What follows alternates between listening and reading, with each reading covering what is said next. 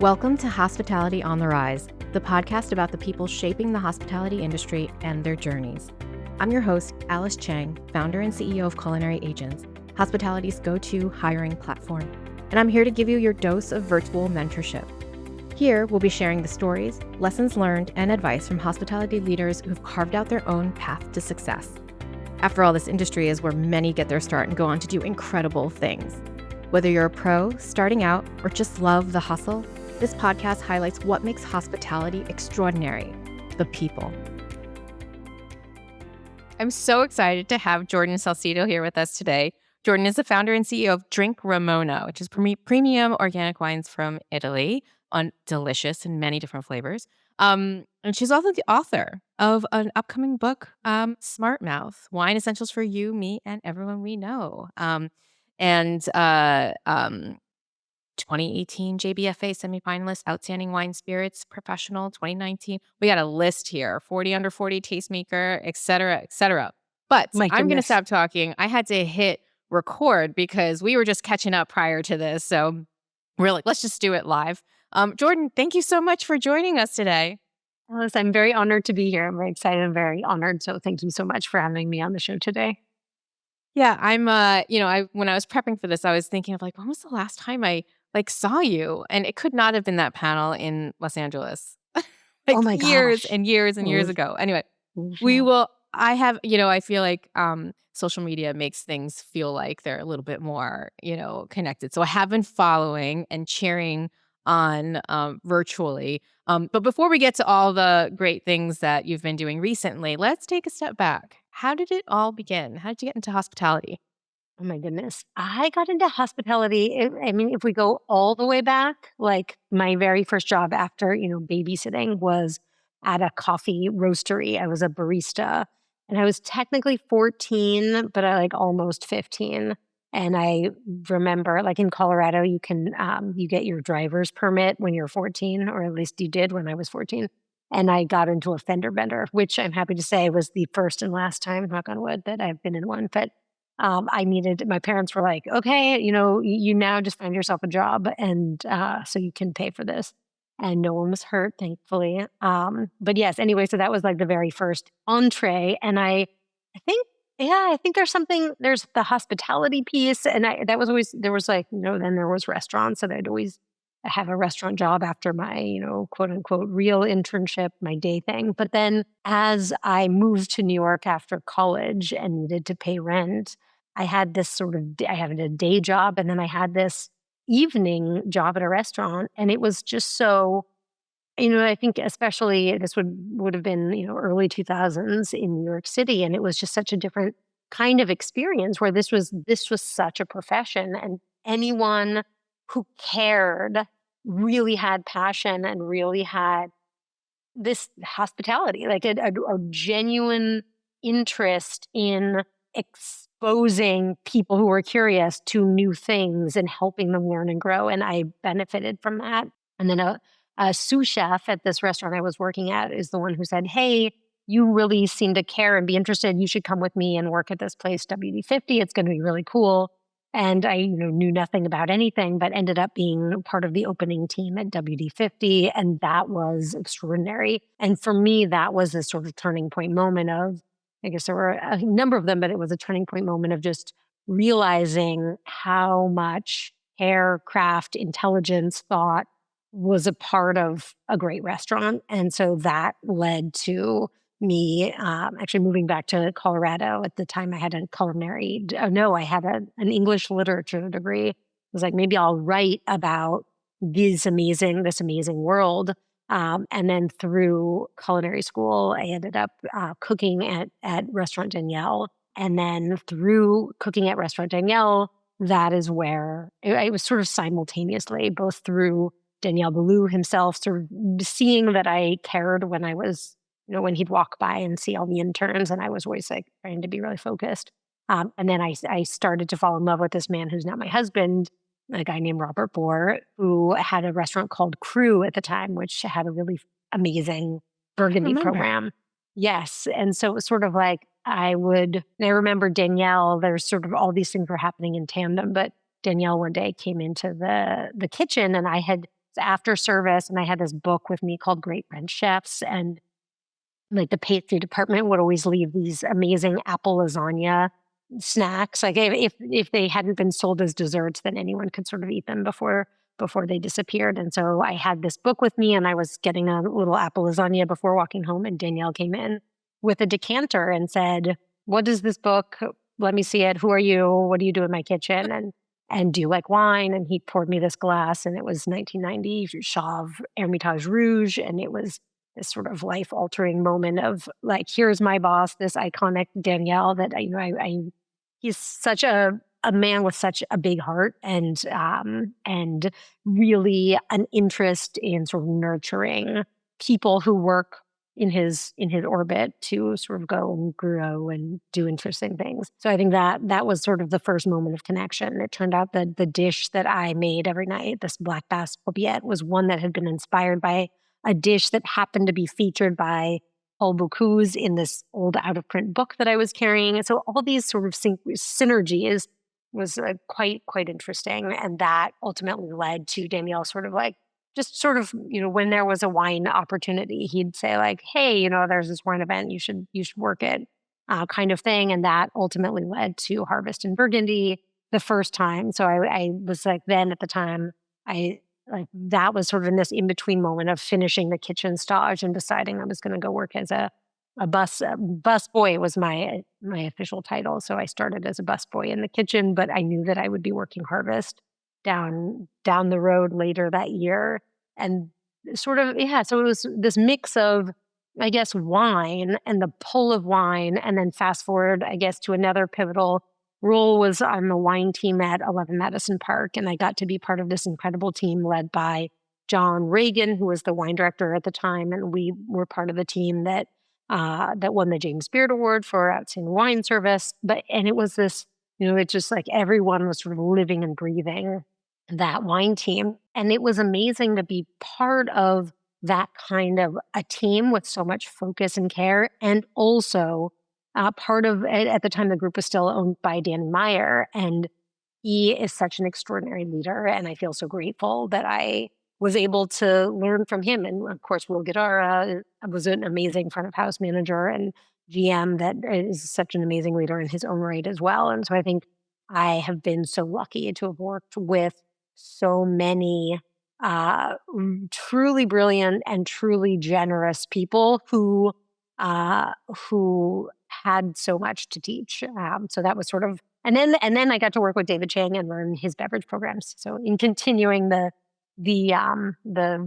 journey of working with just, brilliant people who are all so different and learning different things along the way. And Dave's sense of hospitality is very different from Danny's. Like Danny is so service minded and guest oriented, and Dave's was so like food focused. I don't know if he would approve of me saying this, but I do think like Dave's sense of hospitality came from like, is it delicious? Like when I'm looking at people and they don't know I'm looking at them, are they like smiling in utter delight at how good this is? And that was something that was always so important to him and to his culinary team and all the chefs that he's worked with. And that was really amazing too. And I think like that confluence of factors is ultimately what led to both Smart Mouth and to Ramona in different ways. I love it. I mean, like mic drop, like I didn't even, I was like, I was thinking of a question and you literally were answering them one by one. I absolutely love that. I think it's a little too long for our social media short clips, but anyway. Sorry. No, I mean, what was wonderful, and I'm smiling listening to this because I also experienced this, the industry at that time frame. Culinary Agents started in 2012, but like prior to that was when I was thinking about it and like getting inspired and, remembering like when you said WD-50, I was like, oh, that's like such a, what Wiley and the team and all you were doing was such a pivotal, like groundbreaking, different thing at the time. And, creating kind of like the beginning of a different trajectory of both like leaders, future leaders, and just dining, right? And then from there, and you made that joke about Danielle, and Danielle sees everything. I do not know how he sees. He you may not think he's noticing or seeing, but he notices, and he may not know your name right away at first time, but he knows who you are and what you do. Yes. And yes, it's so true. But so true. But you're absolutely right, and it's important these days or any days when people are thinking about where should I work? Who should I work for? Who do I want to work with? What do I want to learn? Right. And you think about or you seek out these stories or you hear from people that you admire and you're like, oh, this is what they did. This is how they did it. And it's really important for people who are thinking about their career and their career path and what they should do and how they get to where they want to go is that all these little experiences and jobs that you were in and who you met and who you worked for and what you did, like influenced your next step, right? That you just took us Yes. through, which is amazing. And you obviously worked with really great people and in different environments that ultimately help you shape what it is that you wanted to do or what you're doing now and your experiences, right? So I love that. Anyway, so and you just like tossing out all these names, and I'm like, oh, 11 Madison Park with Danny Meyer. Yeah, like Oh, I these are feel so like, lucky. you I know. really feel so lucky. Did you think about when you were kind of thinking about the next place that you were going to work or where you wanted to work at the time where you were like, okay, I got this type of experience. I would like to get, a different kind of experience. So like I work in a chef forward, restaurant group versus like a hospitality forward, a restaurateur forward group. Or was it more like, this is awesome and I have an opportunity here and I'm going to go there next? I think it was like I can say this in reverse, but a lot of it was intuition. And there were sometimes, like in the case of WD-50, that was like me being in the right place at the right time and happening to befriend this sous chef who was like, you care too much. Like, you should come with me and work at this amazing place. It's going to be great. And knowing that the place that I was, there were a lot of issues with that place. And so being sort of, yeah, I think that was luck. It was luck and it was friendship. And then with WD-50, I think that led to meeting so many amazing people that then ultimately opened the door later for Danielle. But I didn't know Danielle would be a next step at all. I was in Colorado writing as a sort of the cheap eats food critic at the time, and then going to culinary school and trying to figure out what the next thing would be. And I remember going to this bookstore and I would order a tea and read these books. And there was the one that I really fell in love with was Letters to a Young Chef by Danielle Boulud. It's such a good book. And it was like so specific. And it was like, if you want to be a chef, if you want to do something great, then you need to go and work at the best place you can. And you need to know what it's like when you grab the frying pan. You have to grab the right perfectly seasoned pan and you need to put it on the burner and you need to wait until it's hot and you need to add the butter and you need to add, so it was like the step by step. And I remember that like making of the omelet analogy was just such a good analogy for truly any task done well. And I think having that kind of specific example was like, this is the place, this is the guy that I would love to be able to work for and be part of this organization. And so I think it was one of those things where I didn't realize that that would actually ever be possible. And then, so Robert, who's now my husband at the time, he and I had met at WD-50, but we were not romantically involved. We just sort of kept in touch. And remember talking to him on the phone one day. I was in Colorado and he was in New York, and I must have mentioned Danielle. And he's like, oh, like I'm happy to, if you want to do your internship there, I'm happy to, I can't get you in the door, but I can, reach out to a contact there who could probably set you up with an interview.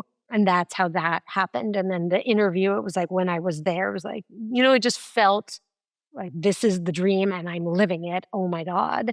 And so that was sort of the Danielle experience. 11 Madison Park happened through, a lot of intuition, a lot of luck, a lot of like right place, right time. And so I think I have, in moments of doubt, learned to rely on a little bit of that. Like, okay, this is a hard moment. I'm not sure what the right next move is, but like, let me think about it. Let me journal about it. Let me it's like that, Mr.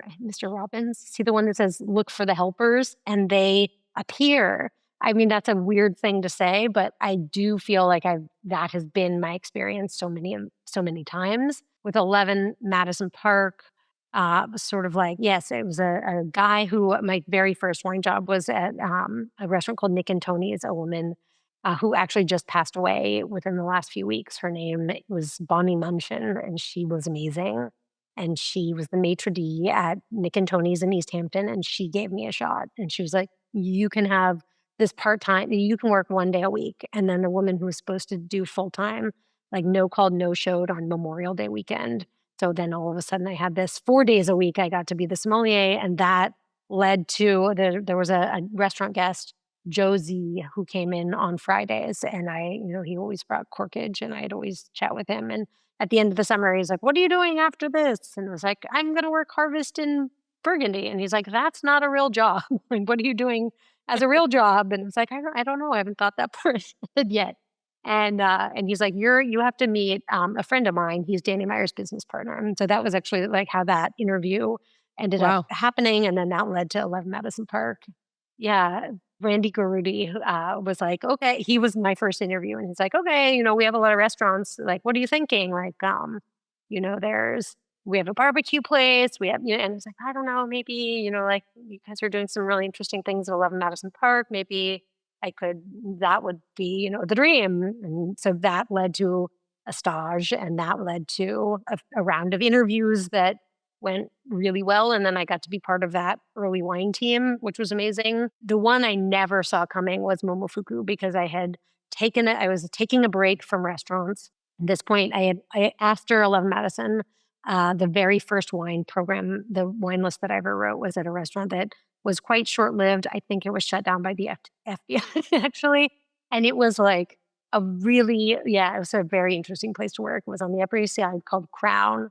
And I remember I have way too many stories to tell about that place that we will not go into. But I wrote my first wine program there. And after writing that program, I was sort of like, okay, you know what? I'm going to take a break from restaurants. It's time to take a break. And so I, wound down and transitioned the program to somebody else, and was working an event that a winemaker friend had organized, and I had agreed to help with some pairings, and knew that Momofuku was doing the food, but never in a million years expected that Dave would be there. And so we caught up. I think I had just read an article in Lucky Peach. It was the one about Andy Warhol. It's still one of my favorite articles, and how he would deliberately order things he didn't like on restaurant menus so that he didn't eat it and kept his weight down. And he also had a line that I think subconsciously spurred Ramona into existence. But it was about Coca-Cola being like the best of the example of what it is. Like, the president of the United States drinks Coca-Cola, and the bum on the corner drinks Coca-Cola. And it was sort of this democratizing of beverage that I think is where that seed got planted. But I had sent Dave a note a few weeks prior saying, like, I loved this article. Like, this is such a great magazine. And then fast forward, we were in touch. We're like face to face, and he's like, "What are you doing with your career right now?" And he's like, "Oh, I've just, thank you. I'm like, just decided I'm not going to do restaurants anymore. And I'm, thinking about writing, blah, blah, blah." And 10 minutes later, he came up to me and he's like, "I need someone to run my wine programs, and I think you're the right person to do it. You know the rules, you understand them. Now break now." And I now understand that there's like an ecosystem and a community of wine people. And like, why don't you make me a great wine program for the restaurant group? And he also said, he's like, "I am not a top-down person. I'm a, for the best creative idea wins person. So you're gonna meet with a bunch of chefs, and you're gonna want to do things, and they're not gonna like that idea. And it's up to the person with the best idea and the best point of view and the most compelling argument. That's the idea that's going to win out, just so you know, like how we operate." And I was all for it. I remember like watching these gorgeous dishes go out, and the flavors were so interesting and so fun and so dynamic, and there was so much great energy from his team. And so that was sort of the thing that pulled me back into restaurants. Yeah. So that was yeah. I don't love it. even when I'm gonna extract some advice out of there, because there were so many great little nuggets and tidbits. I mean, I think from my perspective, it's like, kind of, you never know who you're gonna meet and when you're gonna meet them. So as 100%. long as you're on this ongoing, like thinking about if this is what you want to do and you're enjoying it, and just asking yourself the questions and be ready that when you meet someone who is in a position to help you, be ready that you have like an ask or at least an idea or direction to throw at them so that they could say, oh, I can help you. I know this person or this, that, and the other. Because you don't want to waste those types of lucky happenstance meetings. And So true. and be vocal about what you want, what you're interested in, because you never know. Right? And I genuinely think not just in the world of careers and jobs, but that's the area that I play in. But I genuinely think that people want to help out. They want to help you. But the challenge is they don't know how. And if you make it easy for them, or if you give them some direction of what help you need, you increase your chances of actually getting help. Oh, So, that's so true. um, So beautifully said. yeah. So, well, congrats. I mean, between being in the right place at the right time, working hard, right? I mean, let's not over That is put an essential. overcast on that, right? That is You essential. hustle. Like they joke around, but I say in general, and industry folks joke around, like showing up is half the battle, but showing up is sometimes half the battle, and you don't know what It's kind of true. opportunities that will fall in your lap if you're the one that's there consistently on time or before time or Yes. whatever, and just like Yes. ready and willing, right? And have the right attitude. So opportunities magically appear. I always say, like, luck magically happens when you work hard and you're in the right place at the right time. Yes. I think it's a Thomas Jefferson quote that also is always in the back of my head. The harder I work, the more luck I seem to have. Okay. It's like that has always been true That's for a me. good one. Yeah. So, I mean, so when you did finally take a little step to the side from restaurants, and were you thinking, did you think like, oh, I really want to start my own beverage brand one day? Or like, you know, It it was like this idea that sort of got planted. I was early on in my life at Momofuku, and it was such a dynamic place to work. And, I'd be in one restaurant and the next and sort of all over the place. And I think a core tenet of Momofuku of that era was like delicious, excellent, casual, or not fussy. And I just felt like there was such an opportunity for someone to do that with wine. And, but there was never time to do it. It was sort of like, well, between everything going on at the restaurants, and then I was going through the master sommelier exams at the time, sort of like, oh, I'll do that later. Like, oh, maybe someone should do that. And then it was a moment, yes, we were deciding whether or not we would chat master sommelier stuff, but we can do it in this context. I was taking the exam for the third and final time. So I'd passed. This is like back. I was part of the very last class of people who could take all three parts at once, and then I ended up passing the blind tasting on the first go round, nothing the second, and then the third. I remember feeling like, oh my God, I aced this exam. Like I every question I knew how to answer, and I did it. At the time we'd also just opened Co, so I was working service every night, and I had Bobby Stuckey, who is such a mentor and a friend, and he's also the sort of the service person at the court because he's like the ultimate service person in the world. He had come in with Jeanette, his amazing wife, and he said, Jordan, what you're doing here at Co, it's like the most important beverage pairing that's happening. Like, wow, I'm telling everyone they have to come.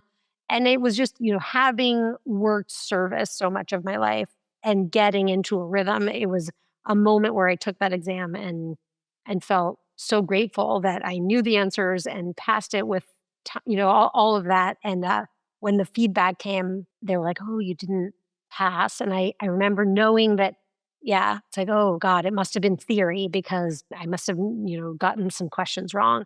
And they were like, no, no, theory, you passed with flying colors. Like, but at the champagne table, a couple of the judges just didn't think you seemed like yourself. And the thing about that champagne table is none of those people knew me. So none of them knew me. None of them had ever seen me work in a restaurant before. And none of them at the time even worked in restaurants themselves. And so it was so jarring, and I had to sort of sit with that for a few days because I'd taken the exam enough times, 2 other times, where I had not prepared enough. Like one time I didn't focus on Spanish dessert wines enough. Another time I fumbled, over my words at the decanting station and ran out of time. So I practiced that practical in my head and at, night and day. And it was such strange advice because it was almost like they couldn't figure out something else to say, but it was the most ridiculous feedback. And I have never felt more like myself. So it's like, oh, wow. Okay. I didn't run out of time, didn't get anything wrong. But like people who don't know me have decided I didn't pass their exam because I didn't seem like myself to them. And then I had to think about it. And it was like, in fact, my husband was he was like, are you kidding me? What do you mean? Because people don't, yeah, he's never had very much, interest in the court. But I think it had to be feedback that was so absurd that I needed to be able to sort of, because otherwise I would have just kept working towards it. And so that ended up being this amazing pause and reflect moment because I think, at least for me, like with restaurants, you're always running. It's like you're always going and you're thinking about, did you change the wine list? Like all the 100 things. And of course, that's just life to a certain extent. But it was a moment where I could really pause and say, like, do I want to seek approval from people who could on any given day decide I do or do not seem like myself according to who knows even what. So that was this opportunity to sort of be like, wait, do I want to keep going on this path or is this a time to think about something else? And then a few days after that, I learned that I was pregnant for the first time, which was another sort of change agent. And that weirdly, I know it's weird to like think about starting a beverage company on maternity leave, but it was sort of like, what is the thing, what can I add to the conversation? And this idea had just sort of been in the back of my head for a long time. And sort of like, this is the moment. Like, if we're going to do it, it's now. And that was how Ramona came into being. I love it. I love it. And I remember you saying, well, first of all, it's kind of like, things that happen. There's always, things happen for a reason. I'm not like Yes. a tree hugger, leave it up to fate type of situation. But I do believe that, at any given point, something happens and it's up to you to do with it what you will. Yes. And there's always options. And Totally. whichever option you choose, and you can, choose whichever ones and backtrack and circle around 5 times. But there's always something I think positive that one can find following something that was unexpected, right? And potentially, I mean, people work hard towards any other kind of accolades, awards, certifications, just all these things. And I think in general, Yes. especially in an industry that, there's kind of like this love-hate relationship with organizing bodies that dictate what's good and what's not, right? On one hand, it absolutely does change the trajectory of businesses and individuals in different ways. And can be such an amazing thing. Like, I have so much gratitude for my journey with the court. So like, even though that one person's feedback was, I like gave me pause, and there are other scandals that sort of followed and that also, I think gave the industry pause. But it's like, that shouldn't take away from the fact that, right, it's all what we want to get out of it in certain ways, right? Like there's so much positive from that. And yeah. Absolutely. Well, I mean, and look what we have now. We have Ramona. Thank you. Who ironically, wait, didn't I hear you say one time that it was like your alter ego or something from when you were a child? Right. My goodness. So maybe that's what we were all looking for. That was 100%. More you. That was my little sister's alter ego. She named Ramona, and whenever she would do something that she was not supposed to do, she would blame it on Ramona. But it was always so clever and creative and mischievous. Sort of like, wait a minute, that's like, this is the alter ego to the world of fine wine, a world that I love very much, that I've learned so much from. But also, it's not always time. Like, it's not always an appropriate moment for that. So it was like, okay, what if fine wine had an alter ego? Then it could be an organic Italian spritz with no artificial anything. Yes. Exactly. And delicious. And so take me through, because I know it's like, that was like a whole other beast in of itself, starting this company and all that went into it. What were some, like when you made the decision, let's do it, or I'm doing it. What were some of like the early challenges that you weren't expecting with building goodness. Honestly, I brand. think the challenges came in the middle, if I had to be very honest. I think building a brand right away is really fun. It's like, and I was so lucky again, we were able to raise a seed fund really early on. I mean, there were a lot of things that happened. It was like I ended up, like the day that we were canning Ramona, I had been asked previously to be part of this 40 under 40 for wine enthusiast. And they were like, bring something you're excited about. And so I took a Red Bull can and I printed out a pretend label of like what would become Ramona and taped it on. And then I like happened to have this bright red lace dress because the other dress that I planned to wear, I got left in a hotel room closet. And so I like wore the wrong dress, but it ended up being great for this shoot. And then I like end up on the cover holding Ramona, and that is on canning day. So there were like a lot of things that lined up, again, like things that, I had no control over that were just very lucky. And that it was, we were able to raise a seed fund. We got into Whole Foods very early on. And I think there was a lot of interest. It was like, okay, we're on to something. People do want quality. They do want quality in these casual, portable moments. And then we were so early to the space that it was like, anything we did was just fun. And then it really took, I would say, like we launched our test batch in 2016. And then in 2019, right before COVID, that was a year of more challenges for me. Like that was a year where a lot of other things launched. It's so funny looking at like the landscape back then because almost none of them exist anymore, which Well, also you like paved makes the me way for them.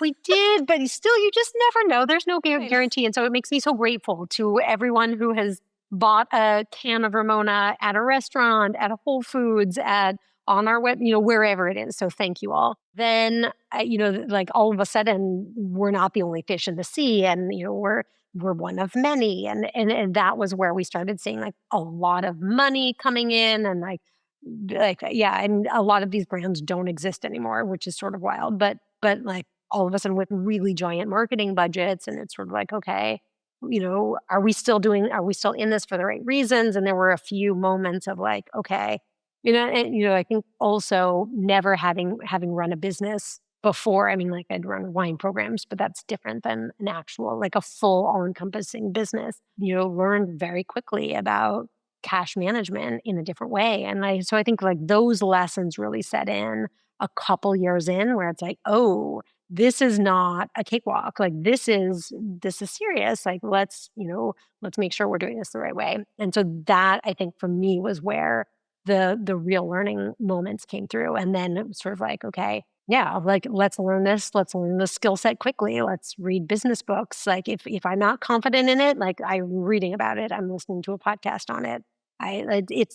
I didn't realize that it is a completely different industry just because you work with beverages and pour them in restaurants. That has nothing to do with, or almost nothing to do with running a business, a beverage business, with the exception of, I guess, like our culture, which I believe, and my hope is that we come from the hospitality industry. So it's like, okay, we do everything with heart and we do everything with a purpose. And I think that's why we're still here. Yeah. Well, I mean, I'll say, I said it before, I'll say it again. Congrats. It's not Thank easy. you. There's a lot of parallels to be drawn in general with, just in general, starting a business and the challenges that come and then the different stages that your business goes through, right? Like you Yes. described. And each stage has its own set of challenges if you're like me, which you sound like you are a little bit on the competitive side, like once the landscape changes a little bit, you're like, like, no, no, no, no, And no. like, even if it's just with myself, it's like, no, we are like, Right. we are the gold standard. Like, okay, how can we do this better? And are we thinking, yeah, exactly.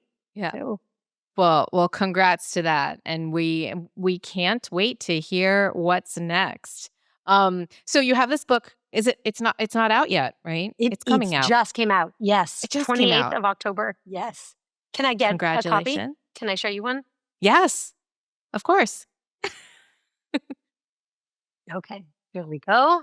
So Oh, it is look at that. just out, which means I need to get you a copy ASAP. But Absolutely. yes. And we worked with an amazing illustrator whose name is Jenny Bowers, and she's just so talented and just like actually we started working with her Originally, I just fell in love with her maps. So there's a lot in here, but Yeah, I heard she's it's got infographics and everything. I love it. it does. Put It the does. fun, put the knowledge, and smash it together with some fuchsia. I love it. Exactly right. Who doesn't love fuchsia? Yes, and this is probably going to air a couple months after, but Okay. hopefully a lot of our listeners will already have the book. And if not, they'll hear all about it during the show. But on that note, we're going to go to quick fire. Okay. What advice would you tell your younger self? I would say patience is is it a virtue? I would say patience is a requirement sometimes. You just have to learn to be patient. And I would say, like, with that patience, it doesn't mean it's like, I guess I would say keep leaning into intuition. I think I definitely did not give it the credit that I do now. And I would say kindness matters. What's your advice for someone struggling in the industry? I think when you're struggling, that's such a good litmus test. I mean, something's not in alignment. So it means you're ready to grow, usually. So it's sort of like, okay, great. What direction do you want to grow? What skill do you want to learn? What person do you want to learn from? And when you know that, it's funny, I think in retrospect, and I hadn't thought about this for a long time, but I wrote Dave Chang an email after the Lucky Peach article, having no idea that I would ever be working as part of Momofuku, but I think that probably put me on his radar in a way that I hadn't been before. So do that bit of, do your future self a favor.